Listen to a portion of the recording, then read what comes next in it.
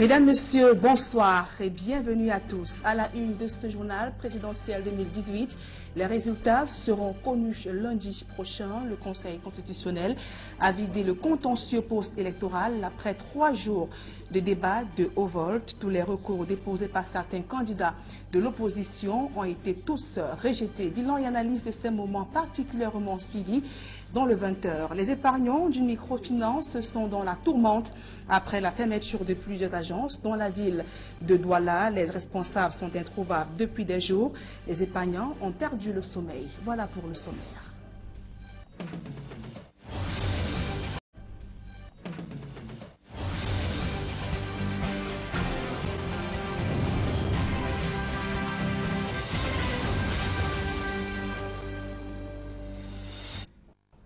Mesdames, Messieurs, une fois encore, bonsoir et merci d'honorer ce rendez-vous de l'information sur Equinox Télévision. Je vous le disais, après 3 jours d'audience relative au contentieux post-électoral, les recours introduits au greffe de la Cour constitutionnelle en portant annulation partielle au total du scrutin ont tous été rejetés après les débats de haut volte. Si le verdict rendu par Clément Atangana était prévisible selon d'aucuns, il reste tout de même que les plaidoiries ont suscité l'attention de l'auditoire. Le bilan de ces 3 jours d'audience dans ce reportage de Guizot. 4 jours de débats dans le cadre du contentieux post-électoral relatif à la présidentielle devant le Conseil constitutionnel, 5 requérants sollicitant entre autres l'annulation totale et partielle du scrutin sur l'ensemble du territoire national. En fin de compte, au bout de débats houleux, le Conseil a rejeté tous les recours. Au sujet du plus attendu d'entre eux, celui du candidat Maurice Kamto, la bataille juridique s'est avérée âpre autour des 9 moyens mis en exergue par le candidat pour réclamer l'annulation du scrutin dans cette région. Parfois, l'incident et la confusion se sont invités, plongeant les membres du Conseil constitutionnel dans l'embarras. Outre le recours de Maurice Kamto, celui du SDF, qui a aussi couru sur 2 jours, a remis la question anglophone au centre du scrutin du 7 octobre. Pour le camp de Joshua aussi, il était question d'invalider ce scrutin du fait qu'il ne s'est pas tenu dans les régions du nord-ouest et du sud-ouest, au risque de donner du crédit aux thèses sécessionnistes des ambazoniens. Quant à Kaba Lili, son recours a été passé à la moulinette, aussitôt présenté à la sanction des juges constitutionnels, comme ceux de Bertin Kissop. Au terme de ce marathon juridique qui a tenu en haleine l'opinion camerounaise, laquelle a relégué au second plan nombre de ses centres d'intérêt habituels, dont le football, de manière inattendue, la politique semble avoir retrouvé quelques lettres de noblesse. L'atonie observée chez les acteurs du champ politique s'est quelque peu dissipée, l'opposition retrouvant ainsi quelques couleurs depuis le désenchantement des années 90. Il n'est pas exagéré de considérer que les législatives et municipales dans quelques mois pourront réserver quelques surprises. Au milieu de ce jeu, le sort du Conseil constitutionnel, l'arbitre électoral reste encore très fragile. Le pouvoir l'adouban, quand pour l'opposition, il doit encore faire ses preuves, notamment sur son impartialité. Et les avocats de Maurice Kamto contestent cette décision du Conseil constitutionnel. Pour maître Emmanuel Sim, cette haute juridiction a démontré sa partialité. Il note par ailleurs que son parti inaugure une nouvelle ère dans le champ politique au Cameroun. Nous l'écoutons. J'ai reçu du monde entier les félicitations des Camerounais et même des non-Camerounais qui nous ont dit que ce qui s'est passé est un préalable pour, au Cameroun. Donc de ce point de vue, je pense qu'on a fait un bon travail et qu'il y a lieu de s'en rendre fier. Le Conseil constitutionnel statue en dernier ressort. Cela veut dire qu'il n'y a pas de voie de recours.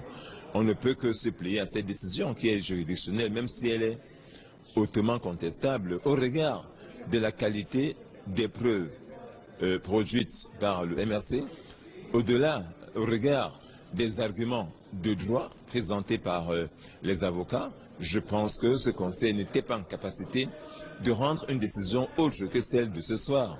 Nous avons récusé 5 membres de ce Conseil pour des raisons absolument fondées. Le Conseil s'est débiné par une pirouette sans faire droit à cette demande de récusation. Mais je pense qu'on a pris date avec l'avenir, avec l'histoire, et que le MRC et le président Kamto ont marqué là un point important, et que ce Cameroun ne sera plus jamais comme avant. Et toujours au chapitre des réactions, je vous propose d'écouter à présent Albert Zongan, le conseiller stratégique du candidat Maurice Kamto, qui appelle à la vigilance et condamne les manœuvres de déstabilisation attribuées au mouvement pour la renaissance du Cameroun. Heureux d'avoir démontré aux yeux du monde entier que le droit ne comptait pas et que cette chaîne composée de ELECAM, l'administration territoriale, le RDPC et les membres du Conseil constitutionnel étaient bien solides pour soutenir l'insoutenable. Cela prouve la frilosité du pouvoir qui, sentant que dans ses hésitations, le peuple est de plus en plus convaincu que Maurice Kamto a gagné le scrutin présidentiel du 7 octobre, multiplie des gestes et faits pour mettre le Cameroun à feu et à sang avant de partir. Le professeur Maurice Kamto, durant sa campagne, maintenant et demain, prône un changement au Cameroun dans la paix et ne peut nullement demander aux gens de descendre dans la rue, encore moins de prendre en otage une institution, même si nous la contestons.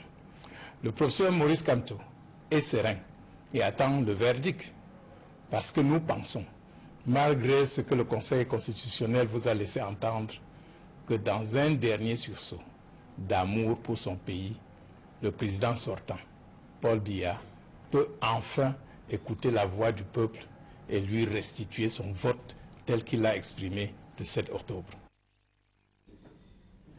Et l'un des temps forts qui aura marqué l'audience relative au contentieux post-électoral, c'est le choc des idées entre Maurice Kamto du MRC et Grégoire Owona du RDPC, représentant du candidat Paul Biya. Les arguments ne se sont pas focalisés uniquement sur le plan juridique, les aspects politiques ont été mis en avant.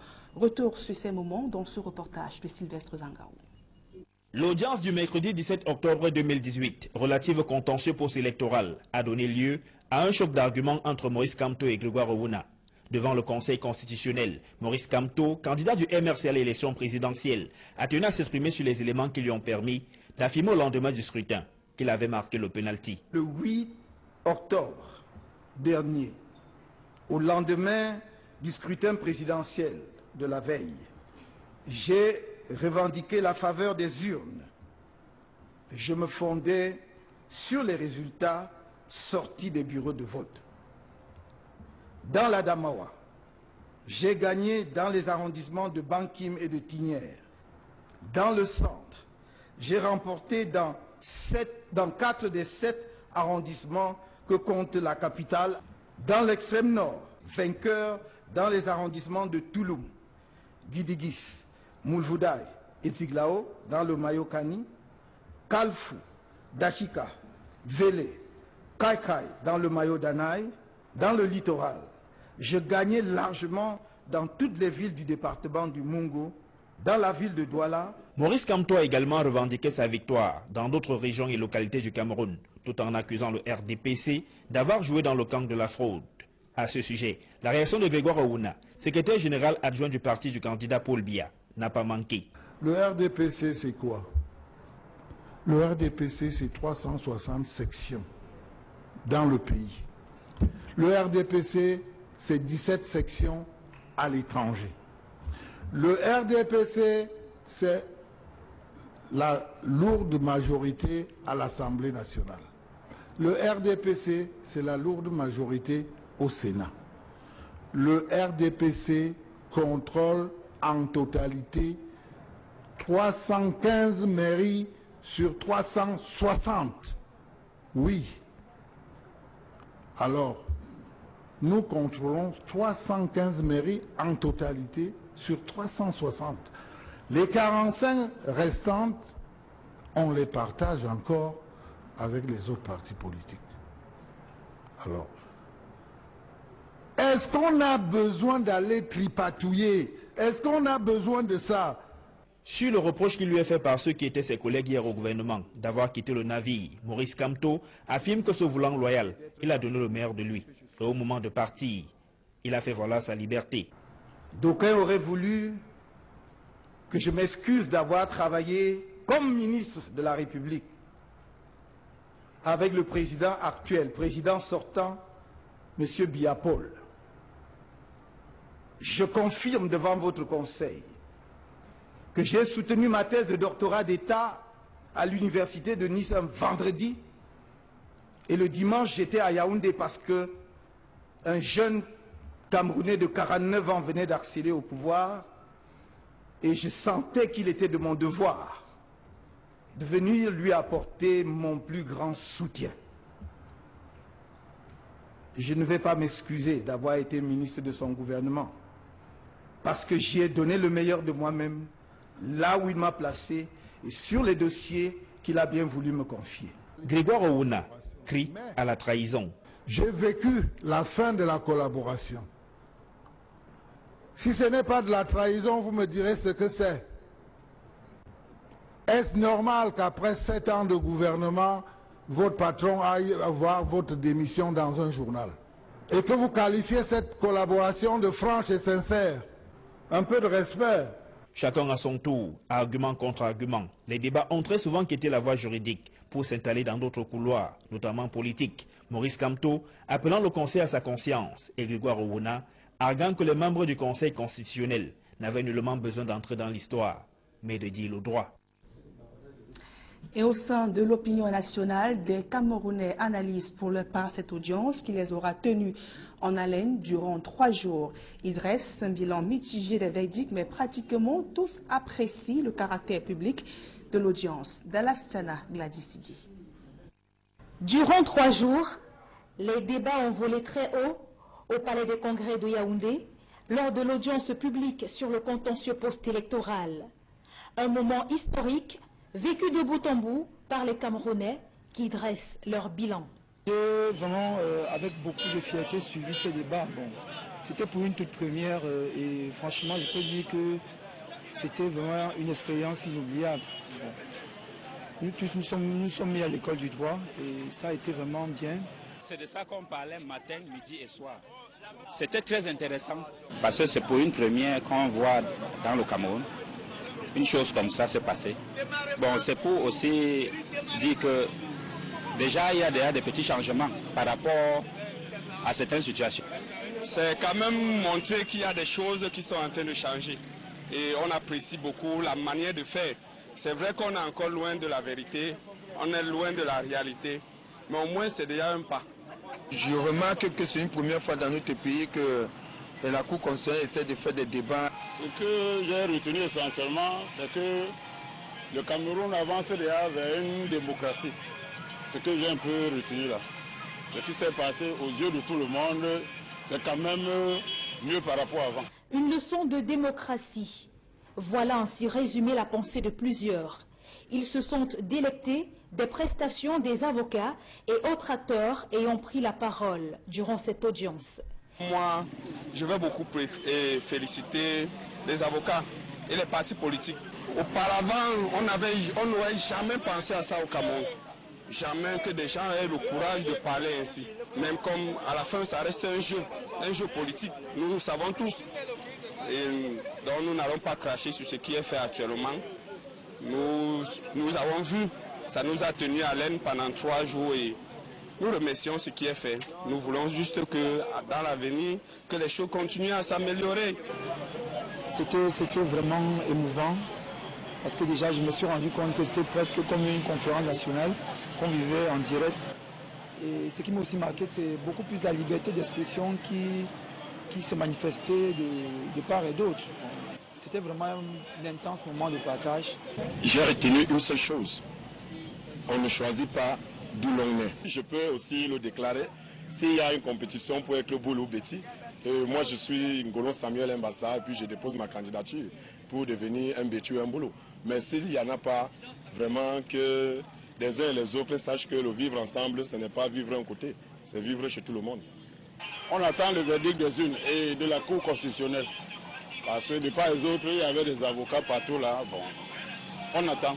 Le contentieux vidé, les Camerounais retiennent désormais leur souffle dans l'attente des résultats de l'élection présidentielle du 7 octobre dernier. Et parlons justement de la proclamation des résultats de l'élection présidentielle du 7 octobre dernier. Aura lieu le lundi 22 octobre 2018. C'est ce qu'indique un communiqué du président du Conseil constitutionnel, Clément Atangana, rendu public ce jour. L'événement débute à 11 h le lundi 22 octobre au Palais des Congrès de Yaoundé. Les organisations syndicales du secteur des transports s'insurgent contre les tentatives de manipulation de l'opinion publique. Réunis au sein de la Confédération générale des syndicats des transporteurs du Cameroun, ils appellent à la vigilance et à la prudence. Ils se félicitent de l'enthousiasme et de l'engouement des peuples camerounais lors de l'élection du 7 octobre dernier. Ils exhortent en revanche les acteurs à respecter le résultat des urnes. Pour les syndicats de transporteurs, le Cameroun est une havre de paix qui ne saurait donc basculer dans le chaos au lendemain de la proclamation des résultats. À ce sujet, écoutons cette réaction de Robert Wandi, président du syndicat des exploitants des bus du Cameroun, au micro d'Equinox Télévision.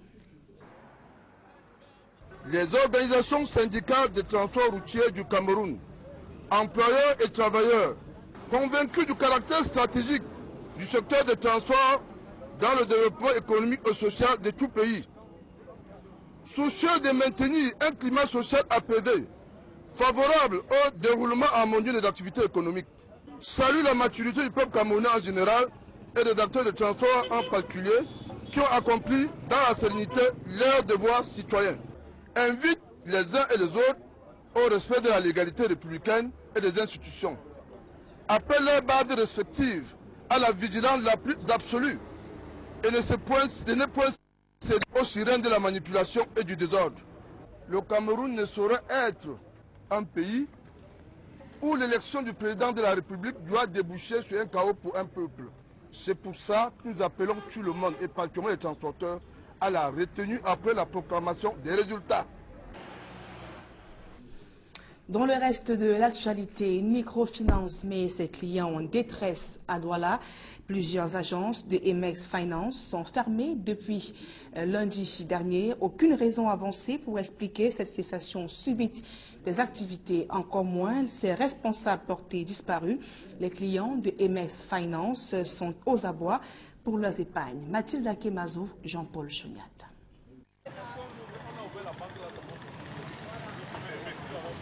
À l'agence Emex Finance de Ndorpassi, des clients de cette microfinance ont tous perdu le sommeil, stupéfaits de la fermeture de cette porte qui a tout l'air d'une cessation définitive d'activité. À longueur de journée, ils vont et viennent sans la moindre information sur le sort réservé à leur épargne. Depuis 3 jours que je suis ici, je vois que c'est fermé jusqu'aujourd'hui.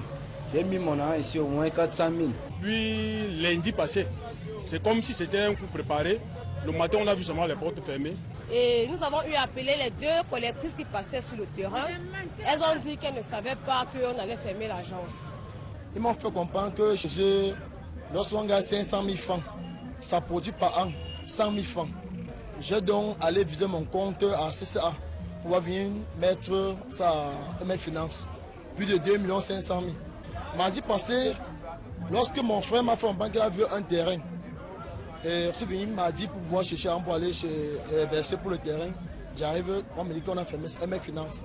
Cette fermeture de porte depuis des jours les rassure de plus en plus qu'Emex Finance, comme d'autres microfinances bien avant, a réussi son coup. Il y avait des jours où tu arrivais, on te dit qu'il n'y a pas de lumière, alors que tout le voisinage avait de la lumière.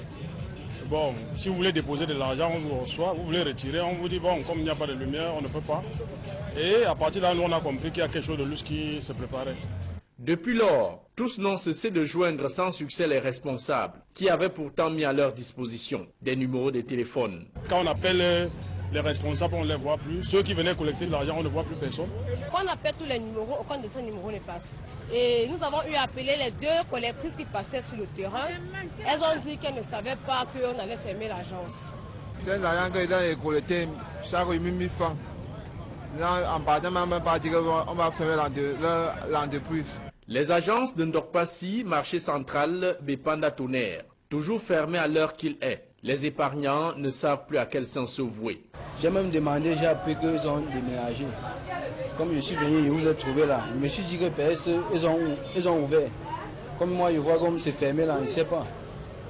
Je suis moi dépassé, là où je suis. Je suis allé à l'agence du marché central, on a constaté que c'était fermé. Ici à Dakar, fermé. Donc c'est un coup bien préparé, on peut dire que c'est de la fémania pure et simple. On ne sait pas quoi faire. On demande un gouvernement qui vient en aide pour nous. Pour ce genre de faire des microfinances qui vont arnaquer les jeunes comme ça là. J'ai un peu plus travailler posément dans son pays. Tu travailles le matin, on vient vous flatter, on prend pas comme ça. Ça nous fait mal. Ça nous fait mal. Promoteurs et responsables d'Emex Finance se sont-ils finalement évaporés dans la nature avec le fruit de la sueur du front de leurs épargnants? La question reste posée, même si ce n'est pas la première fois qu'une microfinance disparaît avec les épargnes de ses clients. C'est une affaire à suivre. Tout autre chose à présent, la marine espagnole main dans la main avec le Cameroun dans la lutte contre la piraterie dans le golfe de Guinée. Et pour renforcer cette coopération, un navire espagnol a accosté il y a quelques jours au port autonome de Douala. Le reportage d'Innocent Abega et Xavier Foucault. Depuis 2010, le Royaume d'Espagne s'est engagé dans un programme d'accompagnement de la marine camerounaise dans le cadre de la protection de ses côtes et de la lutte contre la piraterie dans le golfe de Guinée. En témoigne la présence de ce navire qui bat pavillon espagnol et qui a accosté au port autonome de Douala. Pulser la création d'un programme pour lutter contre la piraterie dans le golfe de Guinée et la visite du bateau espagnol est encadrée dans ces programmes pour la lutte contre la piraterie dans le golfe de Guinée. Il s'agit normalement de 2 visites par an, donc on espère après la visite maintenant une autre visite au mois d'avril, parce que pendant toutes les années il y a la possibilité de la visite de 2 navires. Des échanges se sont effectués entre Ramon Moreno, ambassadeur d'Espagne au Cameroun, et les autorités civiles et militaires camerounaises. La rencontre a été l'occasion de revisiter la qualité de la coopération maritime entre le Cameroun et l'Espagne. La coopération se trouve dans un niveau très bon. Il y a beaucoup de rapports grâce surtout au plan d'action de l'Union européenne et grâce à la présence des bateaux espagnols tous les années. Et même nous attendons la présence d'autres bateaux espagnols peut-être le mois d'avril de l'année prochaine. Et ça nous aide à, disons, à nous trouver plus proches des autorités camerounaises en ce qui concerne, mais aussi nous en profitons pour élargir les rapports avec les autres forces armées du Cameroun, ici à Douala, mais dans tout le pays. Ce patrouilleur espagnol passera 4 jours sur les côtes camerounaises avant de mettre le cap vers une autre destination. À présent, ce public reportage, Nestlé Cameroun réaffirme son soutien au gouvernement dans le cadre de la lutte contre la malnutrition au Cameroun. Engagement pris le 16 octobre dernier lors du 2e forum portant sur la fortification alimentaire comme solution de lutte contre la faim au Cameroun. Reportage. Selon des données actualisées du ministère de la Santé publique, 39% des enfants de 0 à 5 ans souffrent d'une carence en vitamine A. 45% des décès enregistrés chez les enfants âgés de 6 mois à 5 ans sont dus à la malnutrition. Des données alarmantes qui interpellent au moment où le Cameroun se joint au reste du monde pour célébrer la journée mondiale de l'alimentation. L'allaitement maternel exclusif est bon pour le bébé jusqu'à l'âge de 6 mois. Le bébé a tout dans le lait maternel jusqu'à 6 mois. Maintenant, donc, à partir de 6 mois, il faut introduire maintenant une autre alimentation. Et c'est là que les problèmes de malnutrition peuvent commencer si cette alimentation n'est pas équilibrée. Les carences en micronutriments requièrent l'engagement de tous.